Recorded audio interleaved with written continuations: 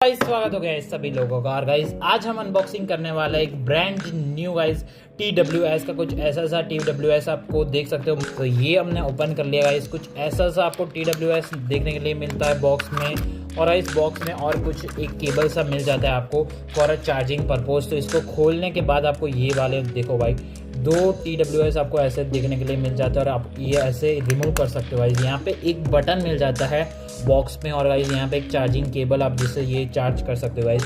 और इसको long press करने से गाइस इसमें चलेगी बत्तियाँ, जैसे कि ये चल गई है गाइस। तो ये ऑन हो गया और गाइस इसको आप पहन के आराम से घूम सकते हो, फिर सकते हो गाइस। ये पड़ा था गाइस मुझे 500 रुपीज़ में। तो आप ज़रूर ऑर्डर कर सकते हो। डिस्क्रिप्शन में इसकी लिंक है गाइस, लाइक करके बिना मत जाना।